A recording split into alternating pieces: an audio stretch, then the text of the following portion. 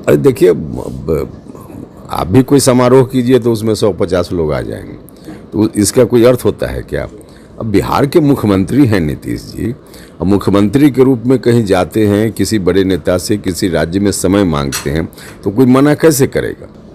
तो मुलाकात हुई है, लेकिन इसको उस नज़रिए से अभी देखने की ज़रूरत नहीं है कि हम एनडीए में जा रहे हैं और कब जा रहे हैं। नमस्कार, न्यूज़ फॉर नेशन देख रहे हैं आप। मैं हूं आपके साथ धीरज सिंह। आरएलजेडी के राष्ट्रीय अध्यक्ष उपेंद्र कुशवाहा लगातार बीजेपी नेताओं से मुलाकात कर रहे हैं।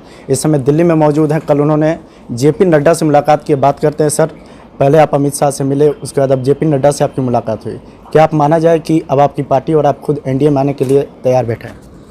नहीं, बिल्कुल नहीं। देखिए, मुलाकात अलग चीज़ है और मुलाकात तो होते रहती है ना।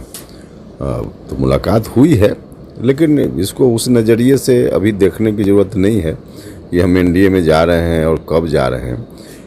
अभी हमने बार बार कहा है, पार्टी का जो स्टैंड है हम तय करेंगे, पार्टी विमर्श करेगी और फिर फैसला करेंगे कि गठबंधन में किसके साथ हमको जाना है, कब जाना है, कैसे जाना है। अभी वह स्टेज आया नहीं। जब स्टेज आएगा तय करेंगे, तब फिर आपको बताएंगे। गठबंधन में जाने का स्टेज चुनाव से ठीक पहले आप लोग निर्णय लेंगे? नहीं, कब निर्णय लेंगे उस पर अभी उस समय के बारे में भी बताना संभव नहीं है। जब करेंगे आपको बताएंगे। बीजेपी लगातार नीतीश कुमार की जो विरोधी पार्टियां उन पर लगातार उनको लाने की साथ में कोशिश है। आपको लाने के साथ साथ जीतन राम मांझी पे भी उनकी कोशिश है। वो लगातार जिस तरीके से बयान दे रहे, क्या लगता है कि एनडीए में उनके लिए जगह सही रहेगा? नहीं, देखिए, अब किन के लिए कहाँ जगह सही रहेगी हम कौन बताने वाले होते हैं। और बीजेपी की ओर से क्या कोशिश की जा रही है इसकी जानकारी हमको कहाँ मिलेगी, और किन के यहाँ उनकी कोशिश पहुँच रही है इसकी भी जानकारी हमको नहीं मिलेगी। तो यह विषय जो आप पूछ रहे हैं, बीजेपी के लोग इसका बेटर जवाब देंगे, या जहाँ बीजेपी की कोशिश चल रही होगी, जो दूसरा संबंधित पक्ष होगा वही लोग बता पाएंगे। इसमें हम क्या बता पाएंगे। मुख्यमंत्री नीतीश कुमार लगातार विपक्षी एकजुटता की मुहिम में लगे हैं। 12 जून को जो पटना में बैठक होने वाली है, जेडीयू का दावा है कि 20 से अधिक दल वहां पर उपस्थित होंगे। अरे देखिए, आप भी कोई समारोह कीजिए तो उसमें 150 लोग आ जाएंगे, तो इसका कोई अर्थ होता है क्या? अब बिहार के मुख्यमंत्री हैं नीतीश जी, अब मुख्यमंत्री के रूप में कहीं जाते हैं, किसी बड़े नेता से किसी राज्य में समय मांगते हैं, तो कोई मना कैसे करेगा? और बिहार में बुला रहे हैं लोगों को, तो लोग आ भी सकते हैं, लेकिन इसका कोई राजनीतिक अर्थ निकल पाएगा यह बिल्कुल असंभव है।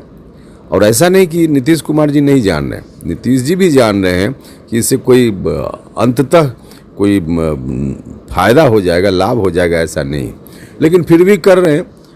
नीतीश जी को कोई काम चाहिए, कुछ काम है ही नहीं उनके पास, तो कोई काम चाहिए तो मन लगाने के लिए सब कर रहे हैं, इसलिए इसका कोई मतलब नहीं निकलने वाला है। लेकिन वो तो बार बार कहते हैं कि अभी जो वर्तमान में देश में सरकार है वो इतिहास को मिटा रही है, इसीलिए बदलना जरूरी है, उसके लिए सभी विपक्ष को एकजुट होना जरूरी है।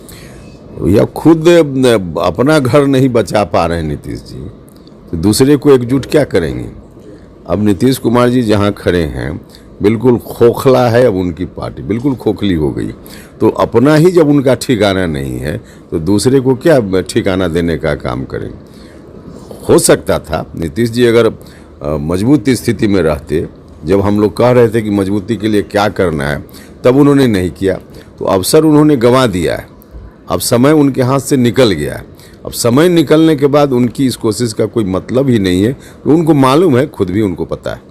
एक आखिरी सवाल है सर कि बीजेपी भी अब चुनावी मोड में है। बिहार में उनकी 4 रैलियां होनी है, जिसमें से प्रधानमंत्री खुद एक रैली में शामिल होंगे। क्या लगता है कि उनके जाने से बीजेपी बिहार को कुछ फ़ायदा होगा?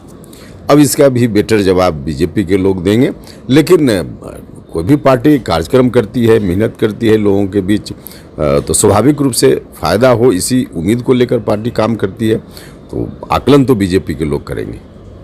बहुत बहुत धन्यवाद। यह उपेंद्र कुशवाहा, दिल्ली से न्यूज़ फॉर नेशन के लिए मैं धीरज सिंह।